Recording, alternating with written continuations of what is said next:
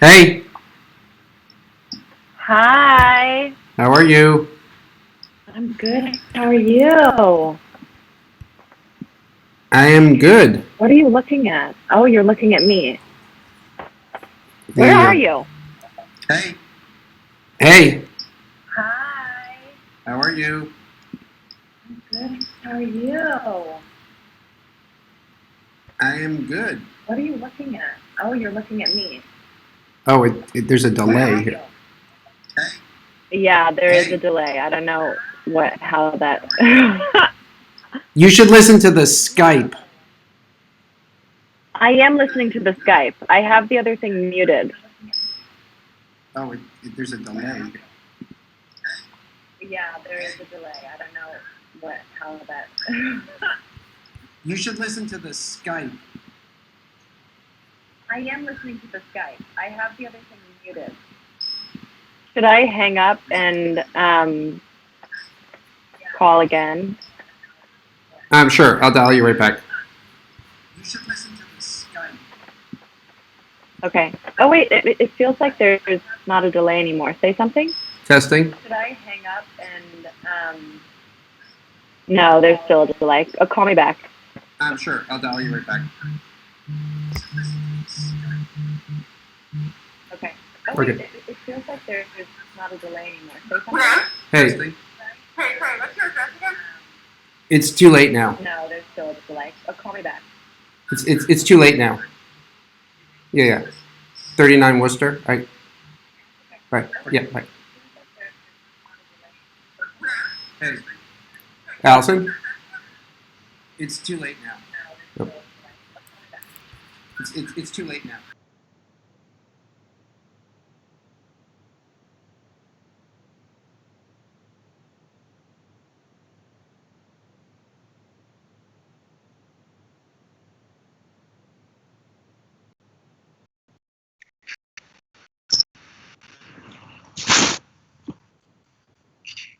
I'm trying to join. How do I do this? Okay. Can you see Yeah, me? I Am can I see you, here? Missy. You can? Now? What about now? Yeah. Yes. Doug's on a call.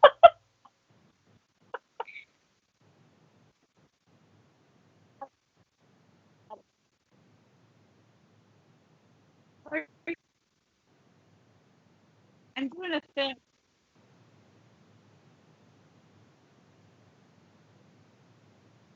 I'm going to go to Yeah. another.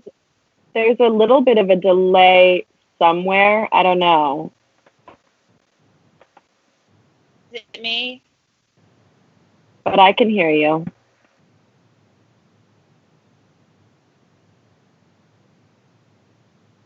Okay.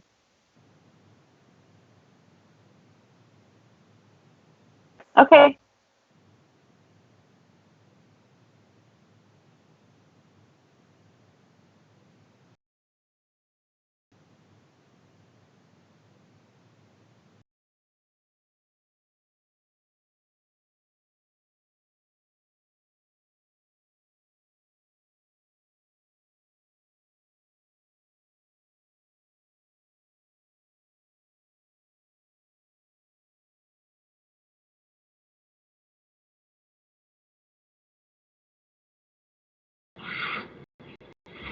Can you see me, Doug? Oh, hold on. Let me just see if I can get to. Hold on. I'm trying to find where the volume is. I see you, but I don't hear you. Now, I hear you now. Oh, hold on. There. Now I hear you. Oh, there we go. Oh, gosh, I'm behind. Okay. Can you? I do, but the sound is off. It's like behind. It's in behind us. Hold on.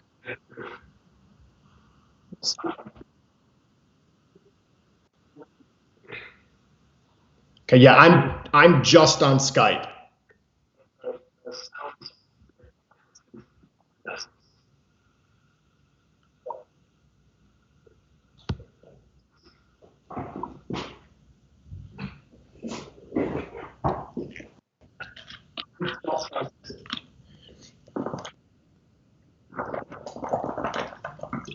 Yes. I hear you, but your mouth isn't synced up to the sound. That's the issue. Let me see here. Just trying to not. Okay, because I'm just hitting buttons now. I'm just trying to figure out. Yeah, it's like a 10-second delay.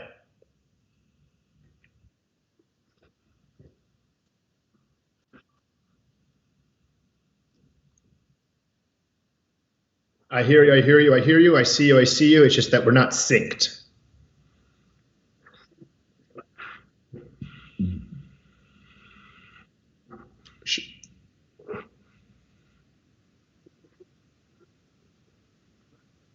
Mm-hmm. Okay.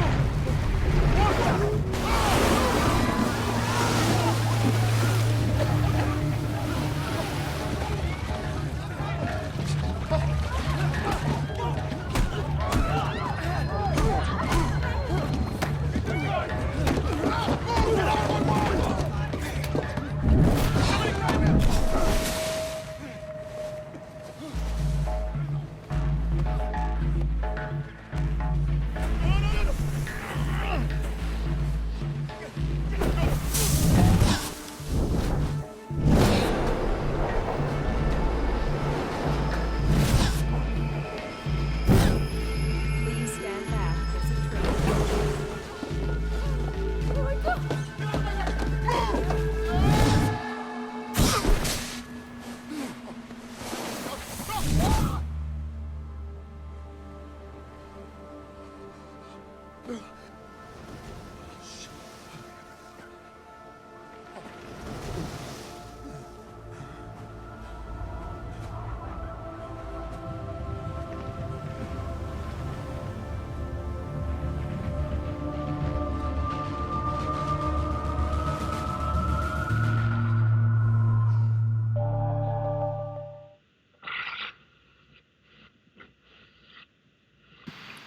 Hey guys, so I'm going to pause it there. Thanks for joining us on this Impulse watch party, and I'm joined first by Keegan-Michael Key. I'd like to just talk a little bit about that opening, and then we'll continue playing. Pause it there. Thanks for joining us on this Impulse. The other thing is, if it's not immediately obvious, is this is my first time using this software, and I'm trying the absolute hardest way possible, which is just right here live. So, Keegan, thanks for joining us. Absolutely. Immediately obvious. This is my first time using this. I don't know why it's doing that. But absolute hardest way possible. Just right here live. I feel like everybody who's seeing it, it's happening perfectly. Yeah. Anybody's watching it, it probably looks great. And then, and you know, I kind of want to start with, what do you think is like your one of your toughest memories from shooting that sequence on Impulse? What would you say that would be? I have some clips. The toughest moment was during. Ultimately, the sequence was the middle ice flow. It's in the middle of the sequence, but we shot it last, and that was the fact that for the character has to have a short sleeve shirt on for us to get that sense that he had been jumped from a warm climate. So my arms were bare like they are now. And when he was tackling me into the snow and then he rolls off of me and disappears, it was a very particular way you were setting up the shot. So I would have to dive into the snow each time. And for some reason, anytime I tried to find a new spot to go into the snow was harder. It was like some of the snow felt like rock salt as opposed to like powder. And so I always say that the best souvenir I ever got was this little scar, this little blemish on my arm that was just from me diving into the snow over and over and over and over again. But the final product was amazing. But that was the toughest moment because remember, we were also actually outside. You had tented off an area and blue screened it, but we were still outside. It was about 23 degrees. And me and the stuntman, I remember all he had to do was roll off my body. He just had to roll off to the side. But for me, it was just slamming my arms into the snow and slamming my arms. And you figure it's snow. What's the big deal? But eventually the snow was getting rockier and harder. And it was crazy. That and then crawling through the snow with no shoes on. Did you remember that part when I was crawling through the snow with the no shoes on? Yeah. I know we're on a delay, so you'll hear. In terms of one of the tougher things I've ever done to an actor, it would probably be this.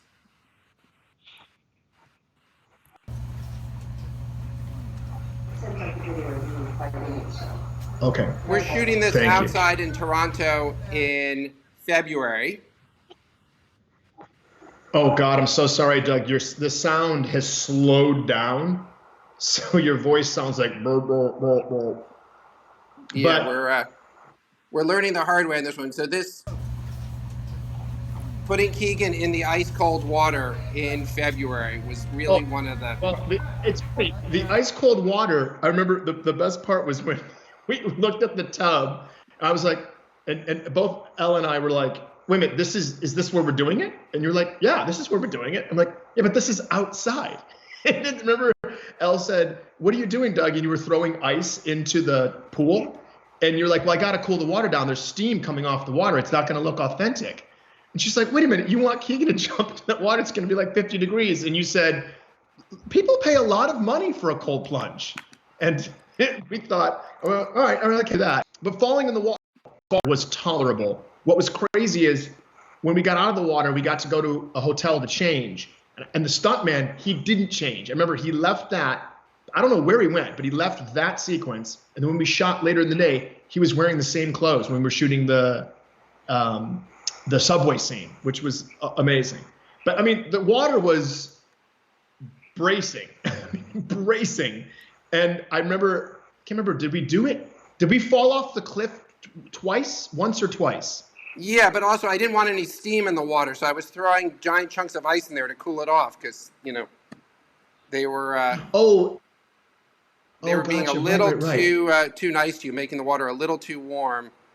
And just, like my process, my filmmaking process, like I finally just figured out that echo. I kind of jump right in.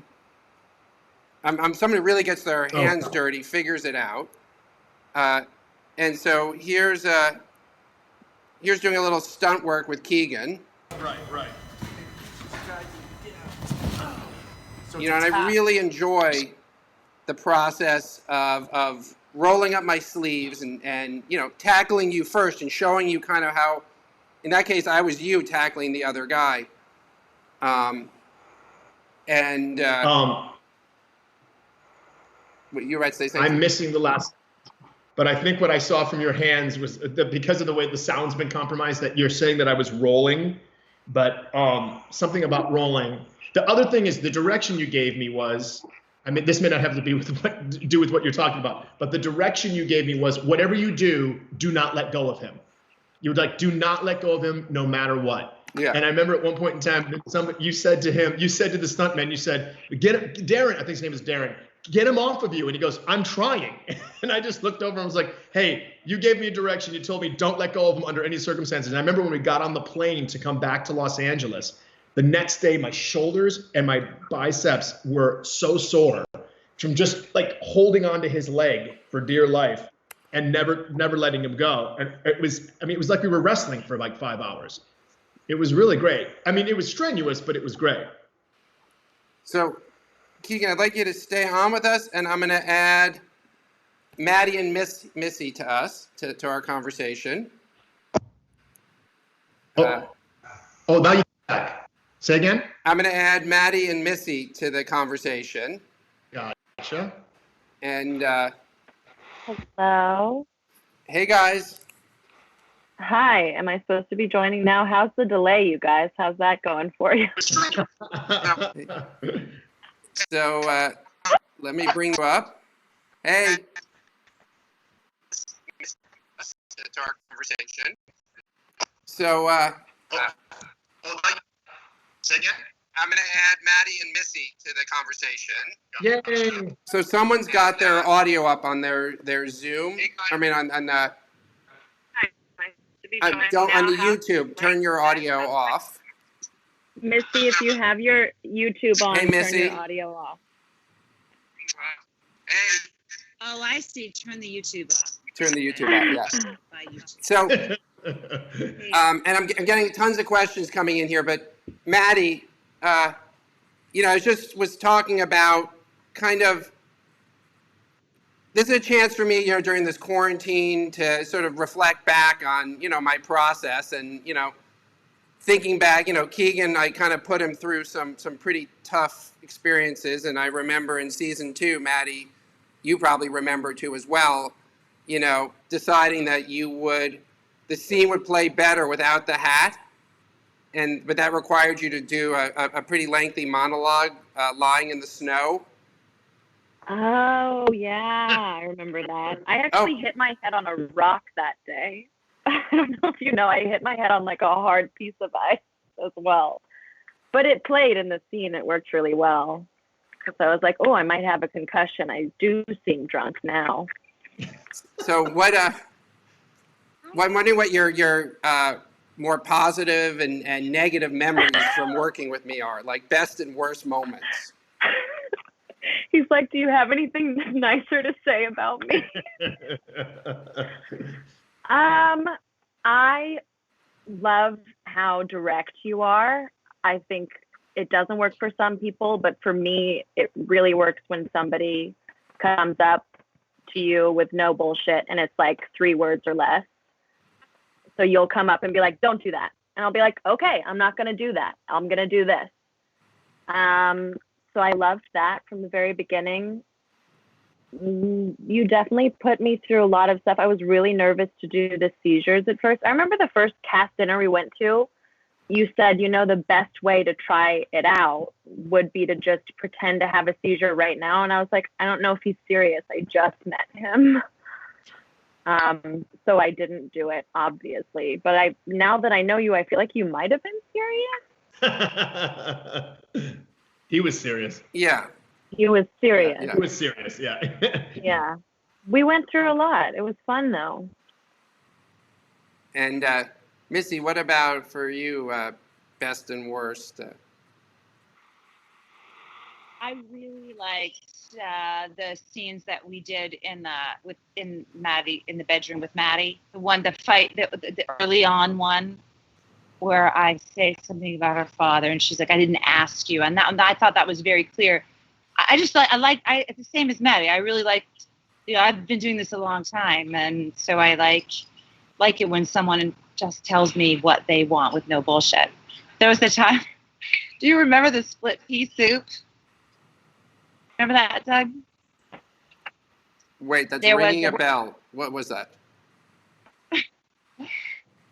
I come in and I have peas, and I'm like, the kid split pea soup on me, yeah. and you're, just wipe your head. And then you told me, 1 second, baby, and you told me, you're making the scene about the split pea soup.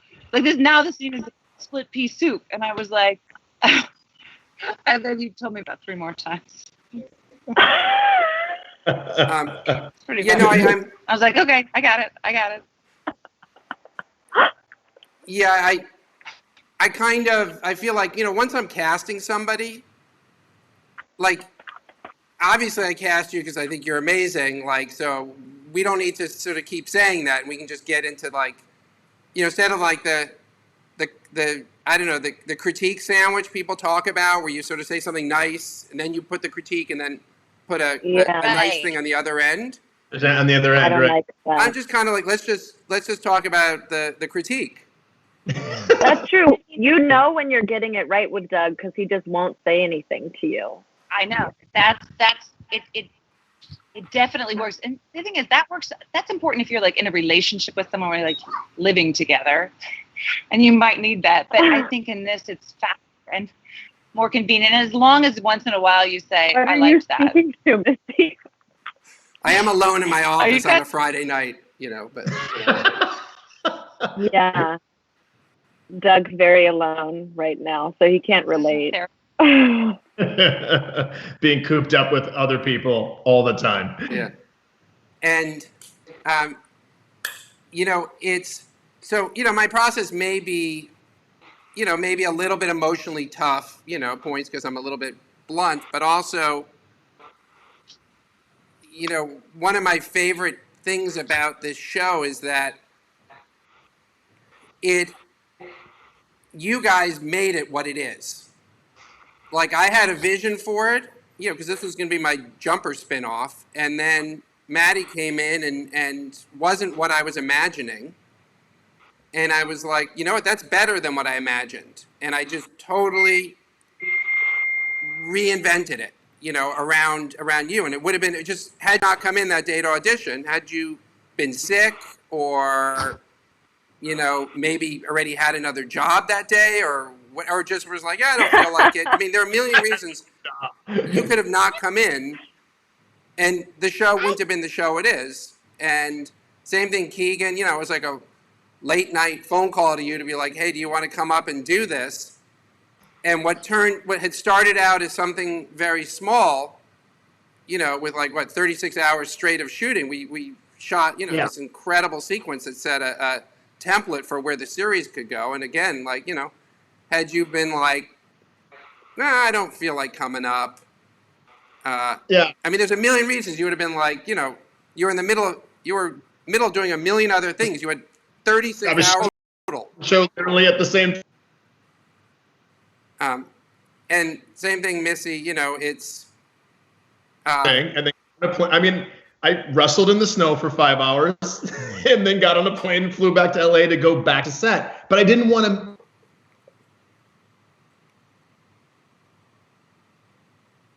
In your career, and then the piece has this weird kind of edgy, frenetic feeling to it because we were all frazzled. And then I can't imagine for the ladies, like, there have to be times where you see something translate on screen that you didn't think was going to translate because you hit your head on a chunk of ice, or you slipped or you stepped in dog poop, or you were hungover, or it always affects something in a wild card way that usually is beneficial, I find. And Missy, you're like, this show could just as very easily just been about the teenagers, and you came in and just made that relationship and made your gave me a 2-generation show, when obviously it's the younger generation that has the superpower. And a lot of times, once you give the younger generation the superpower, the parental generation is kind of like Charlie Brown, like wah wah wah, but they're not where your heart is. What was your were you thinking about that when you joined us? Oh, you're muted. You muted your microphone, Missy. My Because daughter, you have kids running around. 4 now. Yeah, so she was a baby, and job. I was so excited to do something outside of my comfort zone, because I usually do a lot of comedy. But I just was excited to work with you. I was a big fan of yours and Doug. And then when I met Maddie, it was crazy. It was like sorry, Maddie, I'm about to gush, but just made the whole experience for me. Like, it was like really my kid. Like, if I had had a kid, it was, and she always brought me to the, like, it was almost like every time I worked with her, it was like rising to a challenge. And I really enjoyed it. And so, and Lauren LeFranc, you know, I mean, she came in and created this is before she came in, but like, I feel like the show was about the people, and it wasn't just the kids. And to me, I didn't expect it, but I was very excited that was the outcome. Yeah, because I didn't know how badly I wanted the show to be about the people connected to the person with the superpower. Interesting. You know, because normally it's just about the person with the superpower, and I'm like, it's kind of interesting to be the mother of the person with the superpower. No offense, Maddie. Or it's interesting to be the sister of the person with the superpower. And I was just so blessed to Missi, that you came in and grabbed that space. This is the scene that I'm talking about that's playing right behind you. This is the scene. That's my favorite scene. Oh, yeah. Yeah. This was really fun. You gave me so much. This is one of our first of many fights. The last fight we had, you didn't know, second to last in the second season, you didn't talk to me. She went to walk to the craft truck, and I followed her, and she was like, "Don't follow me." And she was like, "Leave me alone." And she laid into me in such a way I wasn't expecting it, and I had to like cry for 4 minutes before I could continue the scene because it was so intense. And then she did try to follow me. I don't talk to you right now. I don't like you. I don't want to be your friend. It was a really fun show. It was fun and sometimes also It was really fun. So good. And what about, can we do a season 3 movie? I was so heartbroken that YouTube decided to get out of the originals business. Oh yeah. You know, and we're such a you become such a tight knit family. I mean, you guys really did play a family, but we became a family. Keegan was kind of like the absentee dad. Yes, I was. I know. Showed up, is he did dead? his thing, and is left. He not dead. Like, just Is he comes gonna in, come grabs back some and food, be my crafty, dad? Like, take off. you know? Everyone just I'll kept take waiting it. for Keegan to come back. People get every episode was like, when's Keegan coming back? And then there was a moment when maybe you were coming back. Right. And would then have been a fun love interest for you, you know? And then I literally phoned it in. I phoned it in. Literally. It's like, when, Doug? Okay. La la la, blah, blah, blah, blah. Man, I know you guys already talked about this because I'm sure you did, but like what, because I didn't hear the first part of it. Were you on snow? Like, where did you shoot that? We shot at a soundstage, but the outside the soundstage. What's that, Doug? Outside, because it was important for me. Outside. It was important for me for you to be cold. Yeah, we were cold. Missi, there was a pool. The pool was directly outside of the soundstage. So when we arrived, my wife and I were like, and Doug's like, well, I need you to be outside. I need you to be cold. And so there was steam coming off of the water because the water was a boiling, scalding 60 degrees. So then Doug started throwing chunks of ice into the pool because when you see the heat coming off, it doesn't look realistic. It lacks verisimilitude. So he starts shooting ice in. And then There's the word. It was crazy. There's a word for you, right? And we just tumbled into the thing. And I remember the first time we hit it, and he's like, make sure that you're really trying to drown that guy. You got to really try to drown that guy. I'm really proud of this shot, by the way. You know, just attaching the I love camera that to the back shot. of Maddie. Just, you Yeah, know, again, like, good. I love that. never done anything like that before, and haven't done it since, you know, and just the same way, like, I'm figuring out how to, you know, do this live casting. It's just jump in and try stuff. And you guys were awesome for supporting me that way. Is it here, Doug? Did you mount the camera here? Yeah, she had like a backpack on, and then it had an arm and then a camera mounted. But That's cool. Yeah. Yeah, he just strapped it to me. and so I'm gonna bring in some of the other. I'm gonna bring in Lauren, our showrunner, and some of the other actors. And let me bring Lauren in next. You guys can keep talking as I add her. Okay, Matt Gordon, who played Thomas, texted me that Doug did compliment us, but it was only shared with the producers Dave and Jean behind the monitors and never with us. So that's nice. Did I really never compliment you? No, you did. I actually remember, and I thought about it today. I remember one time you came up to me and I was like, am I doing okay? And you were like, yeah, I don't want to mess with it. And then I was like, oh my God, I'm amazing. You know what I mean? It made me feel so good. And it would have made it worse if you came up and were like, I love that thing that you're doing. And I tried to unnaturally repeat this thing that I was doing 1,000 times over. That always makes it worse. So, hi, Lauren. Hi, So Lauren and Keegan. Watch so far, I have to tell you. Lauren and Keegan never overlap. They're sort of like I'm like, it's a sandwich, and they're the two pieces of bread on either side, because Right.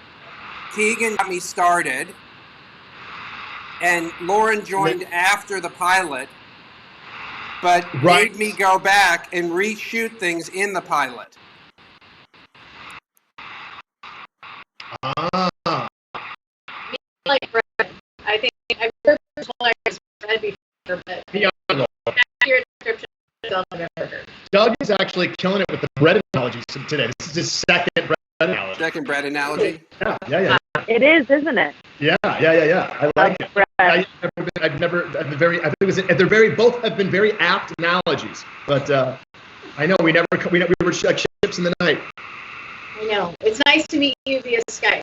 Yes, you too. That's how we do it these days, right? Yeah, we don't ever interact as humans. We don't interact, touch any humans or anything. Yeah. So, Lauren, I'm getting tons of questions about what would have happened in a season 3. You want to just tell us maybe a hint of what would have happened, a little anything? So Lauren told me in the car one day after lunch, and I sobbed. And she was like, "You're such an actress for crying right now." I told her to get out of my by the way. I was like, "What are you even doing? I can't believe I let you in here. Get out." Yeah, I had to get out. I don't know. It's so painful. It's really sad to not be able to keep telling these stories.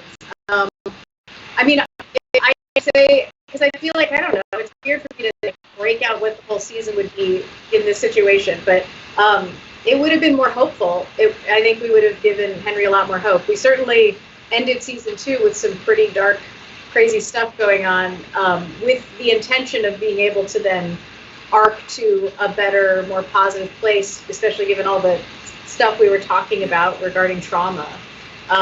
So I'm bummed that we didn't have an opportunity to get to that place. I think it's really important for what Henry Coles was going through to be able to provide that. And so I would guess I would just say, just know we were going to probably put her through the ringer a bit more, but end on a higher note that was earned.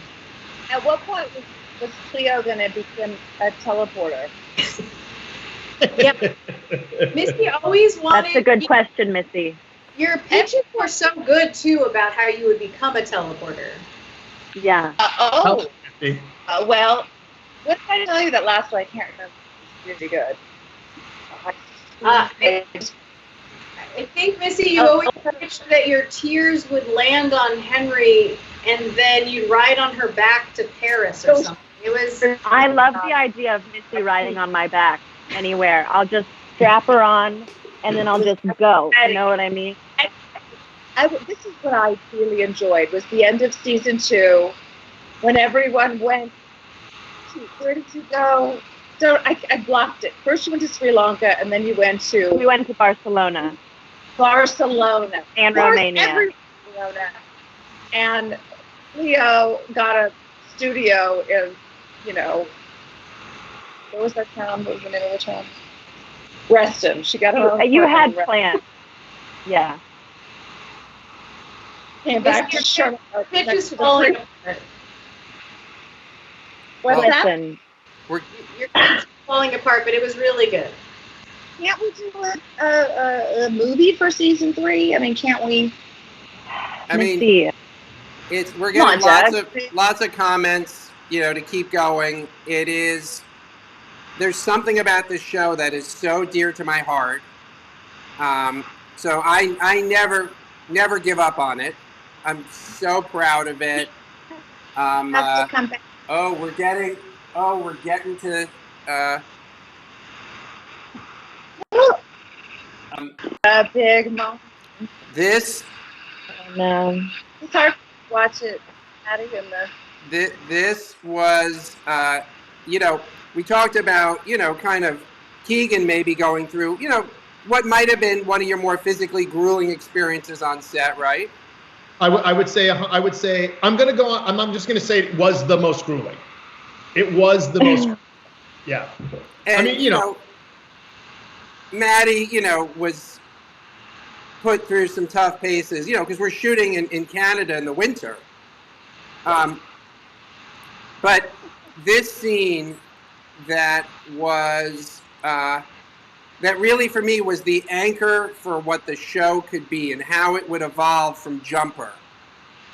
Because Jumper was, and Impulse, the book, which is a sequel to Jumper, Maddie's character got her superpower snowboarding, and it was very similar to Jumper. It was like she got buried in an avalanche, and Jumper, he broke through the ice, and we came up with this idea to have her teleport away during a sexual assault, and that her mind would want to leave first. And then her body would follow. And that was such a tonal shift. I mean, that ended up defining the show, and it was really, it was one of the hardest things I've ever had to shoot. I'm sure, Maddie, that I talked about you lying in the snow, and you barely remembered that. I imagine shooting this scene, it probably not as hard for the memories to come back, right? What's interesting about when we shot this scene is because Lauren, and she can speak more to this than I can about her idea behind this. She had the idea to shoot different versions of the scene, so that Henry can flash back to it happening in different ways about, what could have happened if, she had just said this, or he had just stopped himself, or so. We shot the assault, and then we shot it in a positive way, and then we shot it from Henry being more of the aggressor. And so it was just me and Tanner in that car all day doing this thing. So it was definitely a very singular experience. And then, so this was in the pilot, and Lauren joined us after the pilot. As I said, he asked me to go back and reshoot this sequence, because I sort of didn't want to really film any aspect of the assault. I wanted to sort of because it's really uncomfortable. So I was like, I'm not gonna film it. And Lauren was like, you have to go to that place. You can't, just because it makes you uncomfortable, Doug, as a filmmaker, doesn't mean you don't film it. And I really not sure I can remember any other point in my life where a writer, for that matter, anybody sort of said, Doug, go to that uncomfortable place. Whatever, I mean, it was a, and in that moment, I gleamed, a respect for Lauren as a writer and a creator that, is it's a bond that never goes away. I mean, I actually remember like just only 2 times in my career. Once filming Live, Die, Repeat, where we were shooting something and I was going way behind schedule on it. It was part of the finale, and my line producer pulled me aside, and he was like, "You're slipping up, Doug. You've had like 80 good days, and you've got to get your shit together." He was like, "You're slipping," and really. There's like 2 times in my career where someone's like, just sort of grabbed me by the collar and was like, basically like said, "Wake up," and the second time was you, Lauren. Well, I'm excited that I'm someone who's going to always make you uncomfortable. And, No, you didn't make me. You just told me. No, I know. You pushed me. Yeah. No, that means a lot to me. I mean, I think we found like a really great partnership in Impulse, and also to that line producer, if I had 80 days of doing something great in a row, I would probably highlight that and say, hey, that's great. I don't know if I've ever had 80 days in a row. No, but that's the thing. It's like a sporting thing. You can't be like, well, we did really well and we got all the way to the World Series and then we screwed up. Like, or tennis match, like, you can't have 2 good sets and then screw up the next ones. You can never let down your guard. Yeah. In your relationships, in life, with your family. Ever. Never. In any situation. Don't ever. If you feel safe, you shouldn't. Okay? That's the main takeaway in this show. Yeah. That's what Lauren will teach you. She loves to make people uncomfortable. Lauren's joy is it's just I don't know what it is, but I do know it's like her happy place. Missy, we have to work out all our issues. Making other people miserable is her happy place. And that's, I mean, there it is. Write some dark stuff for you. Come on. No, I mean, obviously, our cast is like so amazing and incredible. I'm so proud of the show that we made. I really wish we could keep going, but by the way, we're going to be joined shortly by 2 more cast members. Ooh. How about that movie idea, though? I love it. Yeah, let's do a movie. Honestly, here's what I'm thinking. What are you thinking? Like, everything is shut down. Everyone's looking for things that can be shot during the pandemic. FaceTime. We should shoot a FaceTime show. No, finish your idea. Like, why don't we come up with some way to keep this going, in a format? Like, as I said, Maddie, like, you came in, I had an idea for what the show was, and then you came in, and just turned it on its head. Because we had this argument when you after you came in, and my producers, Dave Bardis, Gene Klein, were going like, "Oh my God, you were she's like, amazing." No, she's not right. And I said, she is amazing, but she's totally wrong. And they're like, but she's a huge star. You just lit up the room. And I said, I know she's a huge star, but like, it's not the character. And I said, I really was like, I don't know what to do. And I was like, because if we cast her, I'd want to totally change the show. And basically I switched your part and Jenna's part. And I said, that's a very simplistic way to look at it, but I really changed. You were not like the pot-smoking graffiti person. That was not the character you came into audition for. That's what you brought to it, Maddie. She was a little bit more do-gooder. She was more do-gooder. She was do-gooder, and you came in and country rock and roll, huh? And I was like, oh, she's rock and roll. And she's a real bummer, isn't she? But again, I'm always like, how do you? So I'm like, I look at you guys, and I'm like, well, what? We're gonna have to change how we shoot. For the foreseeable future, unfortunately. And I'm like, what? How would you? And I've got this going on some of my other films. One of them, I still can't talk about, but pretty obvious I found the one place you can shoot right now. But besides that movie, how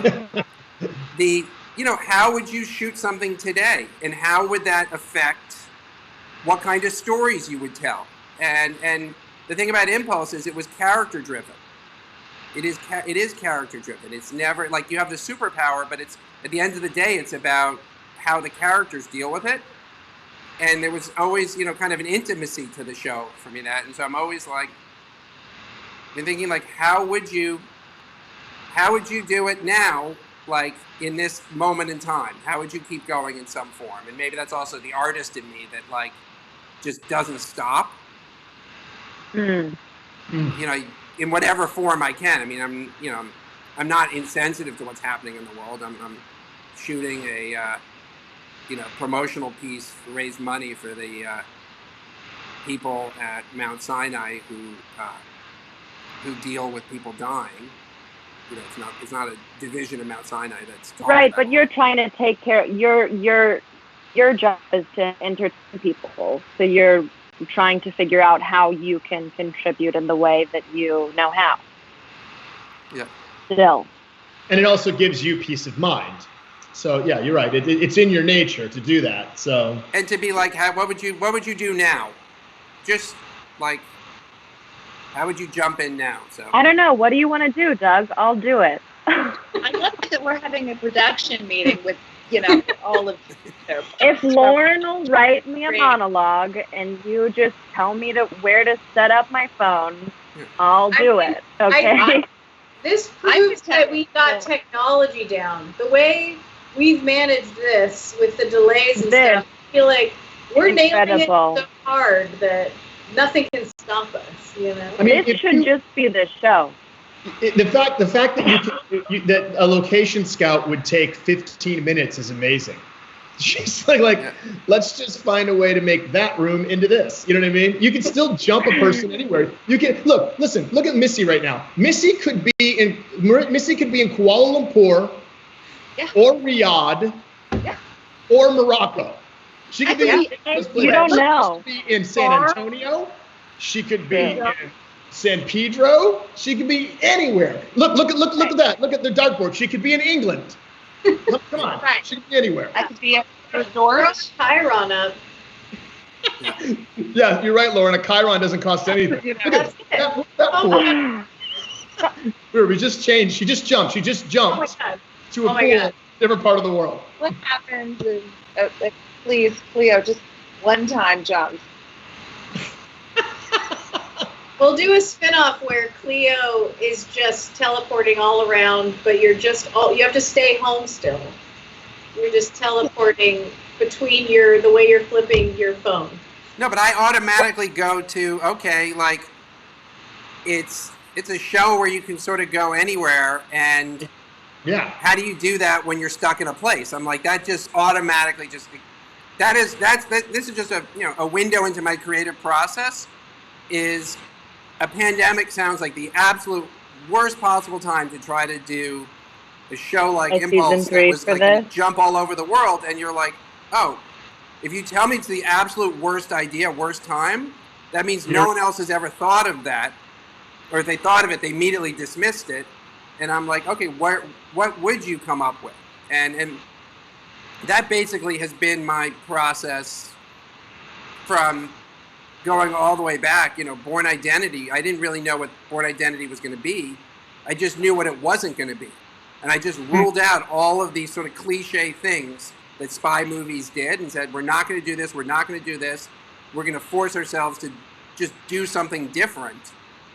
And then ever since then, I either force myself to do it, or sometimes I, just embrace the lucky thing, like Maddie coming in, that just sort of pushes me in a totally different direction. And, as an artist, I'm thinking about all the, not just how the content of what I'm doing changes, because, you can't, the outside world seeps in. I don't, Impulse is the kind of show that's not like immune to what's happening in the world. It's not like a Marvel show that sort of takes place in its own universe. It's Impulse takes place in our world. True. Yeah. That's a good. Maddie's character was ahead of the curve because she always wanted to get back Now I home. have like 6 more ideas. And so I'm going to bring on Sarah and Daniel.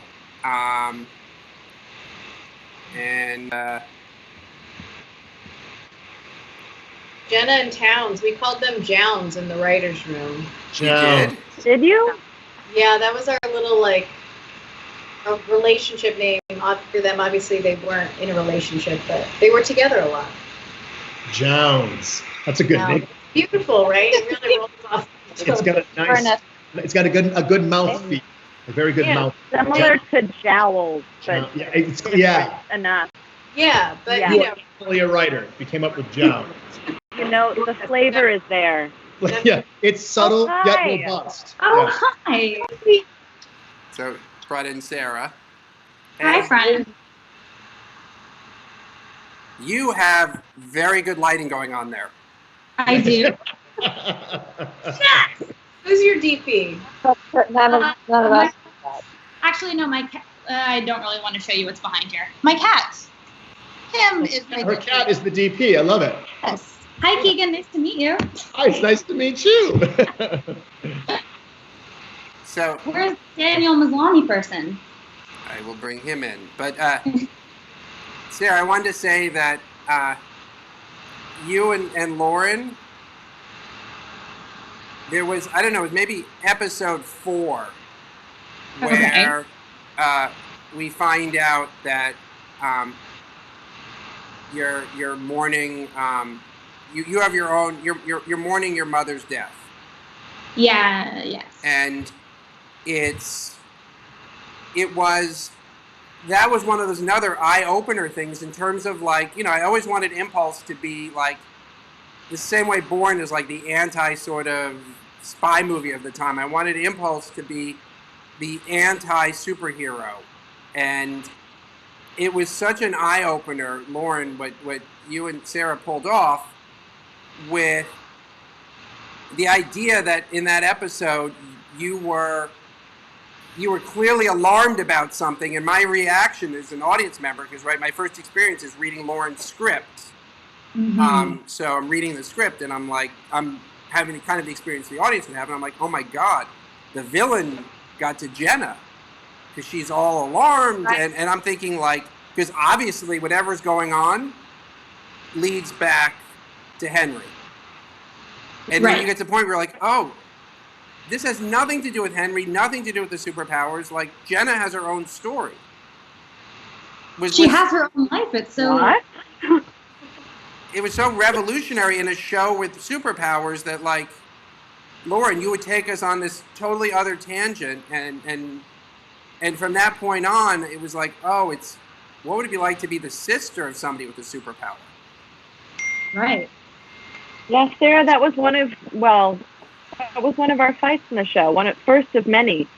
The first of many, yeah, but Just always Henry saying, "Get the fuck out of here," and you being like, "Why are you being so mean to me? I don't know.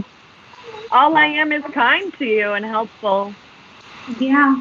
I just wanted to quickly say, because I've been watching until I joined here, that I too just want to make Maddie uncomfortable and add that, as you had mentioned, Doug, Maddie came in and just kind of totally changed your idea for the show, and again, you simplified it, but the idea of like kind of switching the characters of like Henry and Jenna, because I had like auditioned through the process for Henry, and I just remember meeting Maddie, and then I was beyond happy to get to be a part of the show in any capacity as Jenna. And I remember we had our first table read, and I was just like, oh my God, like this is so much better. I love you. Love you too. I felt that way when I read with everybody. Yeah. I felt that way when we did our first scene. I was like, this is gonna work. It was really fun. Yeah. We spent that long day in the car together. That was our first day together. We were in the car sharing stories about our personal Better Yes. childhood. Oh, that was the driving scene, driving to school. Yeah, that was like our first Yeah. long day together. You guys forgot that I was in the back seat. We Sure. forgot that like the car was mic'd and everybody was listening, and we're like, let's talk about our childhood. Why I was not? like, oh my God. And then, yeah, and then Jean, one of our producers, came up to the window and was like, I'm really looking forward to hearing more about that later. Yeah. And I was like, oh yeah. We Right. got to know each other really When well. in doubt, know that Doug's probably in the back seat of your car. I mean, I really was in the back I seat. always think he's there. Gotta Yeah. always look back there before you start talking about your childhood and just make sure you know where he is. Right, yeah. Where was Doug's location? Yeah. And it's amazing because, you know, like We're always mics. You know, we have these little mics and just forget about it. Absolutely. There's so many conversations. And then Also, there's people, something about being in a car that just makes you want to talk. You just Yeah, want you to tell your do it. secrets. but I guess, you know, I didn't do it on purpose. Like on Mr. and Mrs. Smith, you know, like the first day on set can be awkward. Like the first, you know, you guys have to play sisters, you know, stepsisters, and and like, you know, you're just meeting, but you have to act like you've known each other for a while. So it can always be a little awkward right at the beginning. And sometimes I try to use that, you know, like in Mr. and Mrs. Smith, I shot the opening sequence where they're in the marriage therapy and they're not communicating. And I said, I'm going to shoot that on the very first day because things are always a little bit tense on the first day because you're getting to know each other. It's like a first date.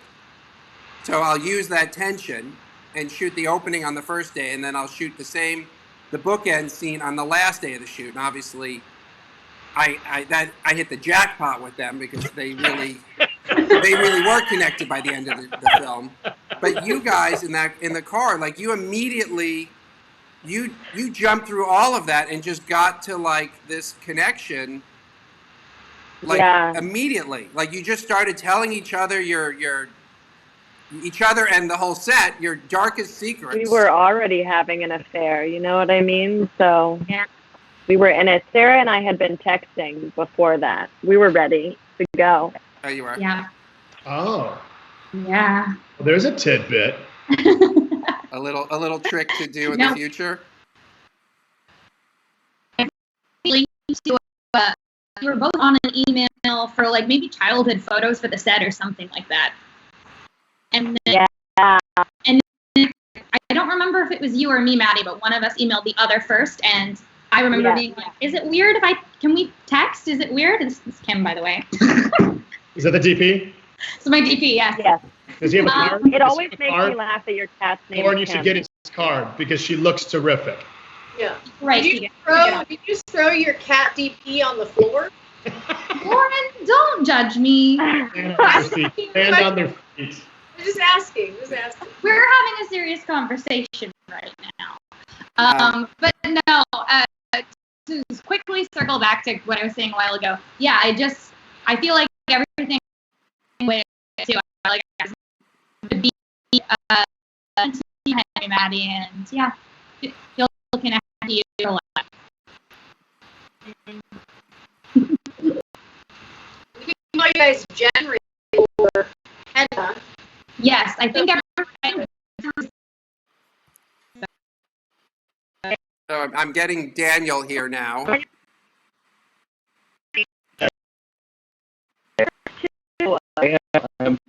to meet you. I'm not doing this. I may have exceeded the number of people you can add to this.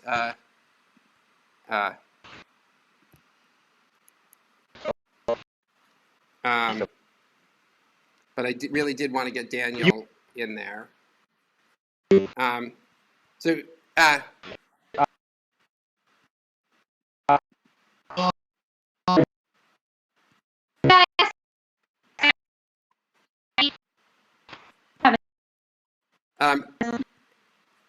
it's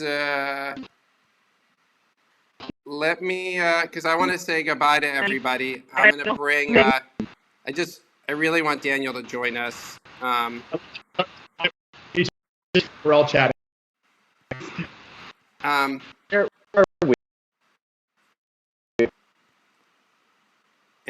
I don't want to trash this technology on screen, but yeah, I think.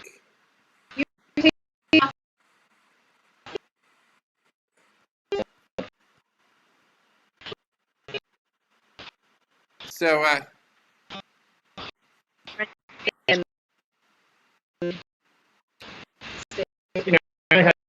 we got Super Bowl with Missi. Tonight, oh, yeah. Of course. Always.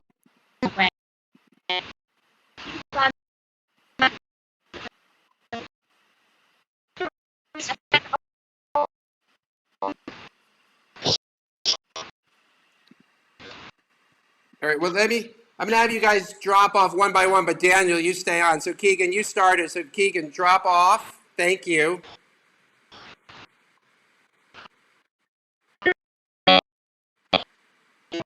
And maybe we're losing. So Keegan, drop off. Thank you, Keegan. Thank you, Doug. Thank you. Take care. Bye-bye. Bye. And then let's see if that one fewer people.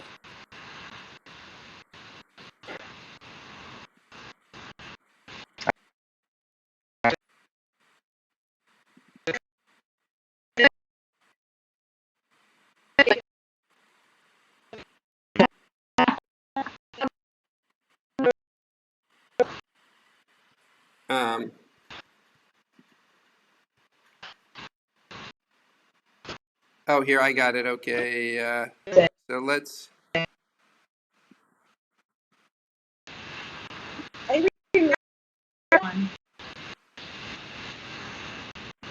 Here, I Remember when got it now. Everybody Okay. Great. for shooting a show that Yeah. existed? So now I think we're Lauren, enough people. Hey, Daniel. Lauren. Hi, how's it going? The I do remember. so, thank you, Daniel, for everything you did on the show. It really, again, for a show that I always wanted to be about the character surrounding the character with the power. You made Towns like his own show. Was that your intention? I mean, The scene. I just felt so lucky to get to play him, and it's a funny feeling being away from the show now for a while. I feel like I miss that person, and I miss the town in a way. I miss the towns, and I miss the town in a way that is unlike acting normally for me. Like I actually feel like I knew those people, and I think a large part of that is the atmosphere on set, and that even though there was sometimes a lot of kind of distractions and things going on, it still felt really intimate, and it felt really personal always. And what was your worst memory from the set? Doug likes drama.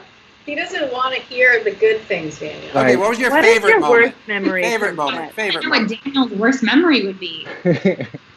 I'm trying to think. Like, I think the first day was a blessing and a curse in a great way, because I had just gotten the script the night before, and I was frantically trying to sort of build something that I could hang my hat on a little bit for, that I would want to play for longer than this one scene. So that led to sort of like a few choices and a panicked quality in myself because of the circumstances that ended up being sort of what I had to ride for the rest of the 2 seasons. It was good, and it was also terrifying, I think. And Lauren, just as you're thinking, Towns is the kind of character that would be holed up alone with his computer in a moment like this. Towns Do you would want get to see him the out season of. Quarantine movie, Lauren. Look, Towns would figure out a vaccine. I know he would. He would do it sooner than most people. He would do it in a very charming, funny way. I would watch a press conference with Towns telling me what's going on every day. I love that. I So feel very soothing. Movie is just Towns coming up with the vaccine, and then he just brings it to all of us. We can all go into quarantine together for 2 weeks, and then just start shooting. Yeah. yeah. So Yeah. You know, I'm haunted by fund his last mission though, because I keep literally in Toronto. I'm walking around today. I saw it again. These billboards are up of just a cave, and it looks so much like the cave that Anna goes to, and it's this strange. Forever. There's no marking. It's not even an ad for anything. I keep seeing it everywhere though. Anna, I will say Anna would have survived, and it would have been a pretty badass, interesting sequence when we finally saw her again. She didn't die.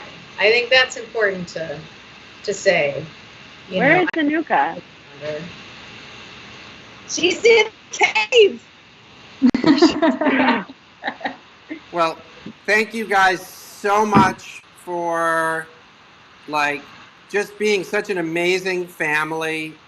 Like just seeing you all together like this, especially maybe because we've gotten used to it, the pandemic, like virtually gathering, that I feel like it's the most incredible family reunion. And again, my wheels are spinning. I will never give up on Impulse. There's a lot of fans who won't give up on it, and don't you guys give up either. But I know. I was like, I was saying to Maddie earlier, like, I mean, it's a little bittersweet because it was such an extraordinary experience to work on the show, to come back to it and see all of you. It feels almost like a press junket, like something has to come. yeah. That's all. Yeah. So, come on, Greg. Come on. So, I miss and you fans, guys. thank you so much for all your Yeah. support. It's it means the world to us, and we read all your comments, and we'll try to respond as best we can. And thank you. Thanks, Yeah. guys. Thank Be you safe. guys. Everyone, you. be safe. Thanks for putting us together, Bye, Doug. guys. Bye-bye. Bye. Thanks.